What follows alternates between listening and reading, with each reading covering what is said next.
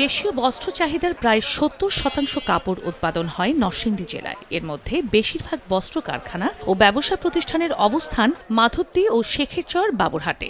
এসব এলাকার বেশিরভাগ ব্যবসা প্রতিষ্ঠানের অবস্থান অপ্রশস্ত রাস্তা ও সরু গলির ভেতর, তাই আগুন লাগলে নেভাতে বেগ পেতে হয় দমকল বাহিনীর।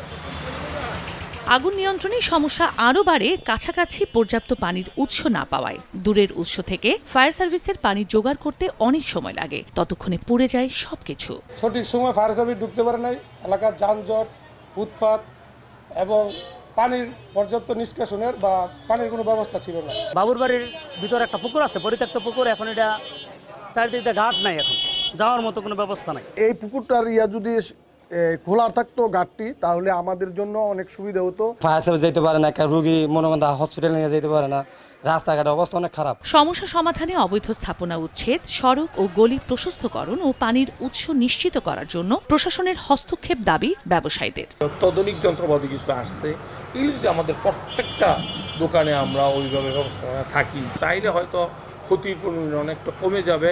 পৌরসভার সহযোগিতায় যদি রাস্তা একটু প্রশস্ত করা যায়, তখনই একমাত্র আমার মনে হয় যে এই সমস্যাটা সমাধান করা সম্ভব। ফায়ার সার্ভিস বলছে, আগুনের ঝুঁকিতে থাকা এলাকা পরিদর্শন করে ব্যবসায়ী নেতাদের সহ প্রশাসনকে চিঠি দেওয়া হলেও এখন পর্যন্ত কেউ কোনো উদ্যোগ নেয়নি। ব্যবসায়ী সমিতি, মালিক, স্থানীয় প্রশাসন ওনাদেরকে অবগত করেছি, চিঠি দিয়েছি, এখন পর্যন্ত কোনো সুরাহা হয়নি।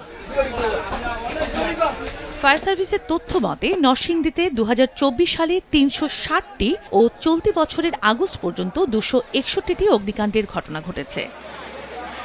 সময় সংবাদ, নরসিংদী।